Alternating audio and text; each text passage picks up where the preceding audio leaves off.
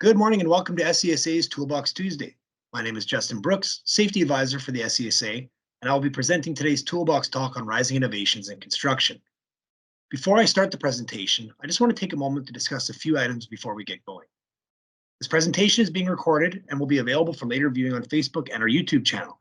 So if you're not following our social media accounts, make sure that after this presentation, you give this video a like and a share, and follow our pages to keep up to date with safety in Saskatchewan.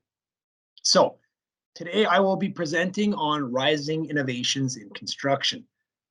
So I will get this going. I'll share my screen here with everyone. All right. Work sites are inherently hazardous environments. While many safety protocols exist, there's always room for improvement. The various heavy machinery and equipment, potentially dangerous chemicals and gases, workers from different companies crossing paths, and structures themselves can pose life-threatening challenges that site workers and facility owners must deal with to ensure safe performance. Fortunately, over the years, there's been an increase in safety technologies that have improved response to incidents and overall site safety. These innovations continue to minimize the occurrence of accidents, making work sites safer. Here's some important innovations that can improve safety in the industrial and commercial sector. 3D scaffold design.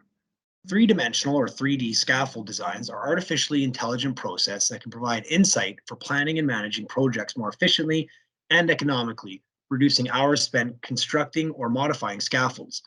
This reduces a scaffold builder's exposure to hazards such as working at heights and other dangers inherent to building and dismantling scaffolds.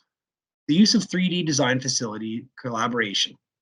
At any point in the project, the on-site installation can be checked against 3D models. Every component of the installation is contained within the model, providing an important quality control tool and a point of reference for the client. In addition, 3D design can highlight safety features of the scaffold such as handrails, ladders, and access points, as well as the location of yo-yos for scaffold users during the planning phase. Location-specific safety issues such as head knockers or tripping hazards can also be identified and planned prior to the installation.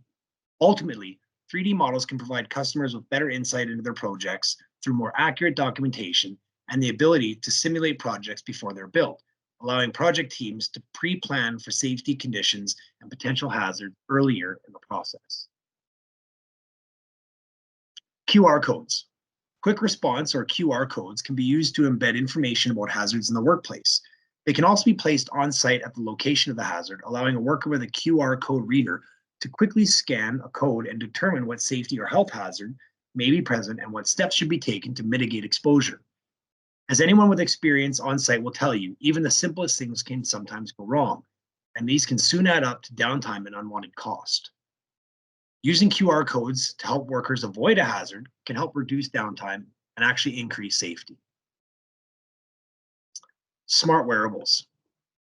Smart wearables can track a worker's movement, monitor their posture, and even monitor vital signs such as skin temperature, heart rate, and respiration rate. These wearables are usually designed as wristband or safety vest and can include a hard hat that integrates GPS sensors, real-time locating systems, and wearable computers. Some of these devices have communication capabilities to expedite emergency response time with SOS alerts should an emergency occur. Smart wearables can provide constant monitoring of the workforce, managing high heat exposure in working environments that exceed 90 degrees Fahrenheit. Smart wearables help ensure body temperatures are within the safe range, or they help measure biometric vitals for craftsmen working in confined spaces. Smart devices for safety audits. Safety audits are an integral part of a health and safety program as they measure what's important when ensuring safe work practices are followed. Safety audits provide the raw data for evaluation to determine trends in behavior that could impact the safety and well-being of the workforce. With the use of smart devices, such as phones or tablets, auditors are able to report their findings in real time, allowing much quicker analysis of the safety data and response to alleviate any trends or issues found in the audits. A monthly report can easily become a daily report, and if it tracks leading and lagging indicators, preventative actions can be taken along with corrective actions. These devices can be manufactured to be Class 1 Division 2 intrinsically safe, or they can be placed in intrinsically safe cases for the use in oil and gas industries or industrial construction sites if required. Drones. With drones, keep in mind about a month or two ago as well, I did an entire toolbox talk on drones. So if this is something that really interests you, go back a few weeks to a few months and find that episode, and you can learn more about it. But here's just a short blurb on it. Drones or unmanned aerial vehicles, UAVs, are being utilized to conduct inspections and identify potential hazards through aerial videography and photography, which offer different vantage points in real time. This allows safety concerns to be addressed that could have otherwise gone unnoticed.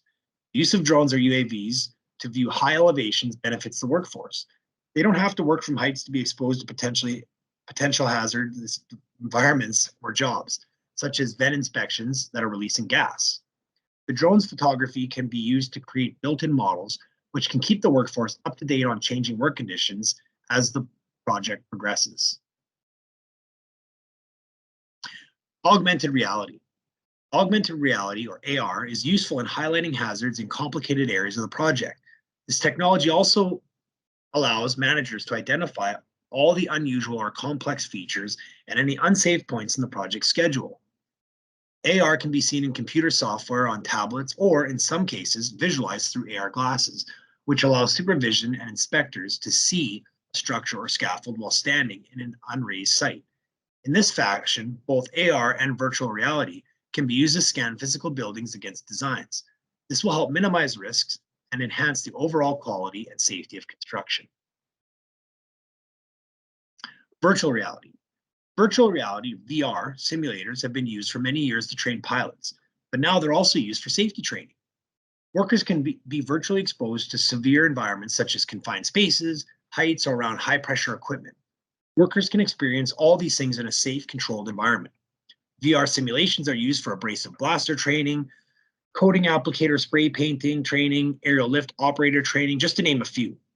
VR training limits issues resulting from lack of knowledge or exposure to hazardous environments, which could occur during traditional training sessions. In Canada alone, it's estimated that there are 100 fatalities a year due to confined space work. To combat these rising hazards, Saskatchewan Construction Safety Association, Safety Association of Saskatchewan Manufacturers, and Regina-based virtual reality developer White Rabbit VR have signed an MOU to develop technology to make workers better trained for confined space work. Mike McNaughton, president of White Rabbit VR, was quoted in a release from March this year stating, "This won't be a typical VR experience. It's not just putting on a headset and looking at 3D pictures. We're aiming to use the best available VR, mixed reality, and hand tracking technology to create a true holodeck experience in which participants are both physically and visually immersed in the training experience." So wait for it. We're going to have some awesome news coming out when it comes to virtual reality and our training division. So just bear with us and keep following back. And we're going to have some really, really cool stuff coming down the pipeline too. Next up is robotics. So robotics remove the worker from the hazardous work environments, reducing the risk of injury. Robotics limit workers' exposure to confined space hazards when working on interiors of tanks or vessels. When the project requires working at heights, such as the side of a tank or ship hull, robotics will limit the risk of workers as well. Robotics can be especially effective in the abrasive blasting and water jetting trades, where high pressure and blast media create a very hazardous condition. In addition, robotic abrasive blasting with a vacuum system can mitigate exposure to reprisable particulates found in dust creating while blasting.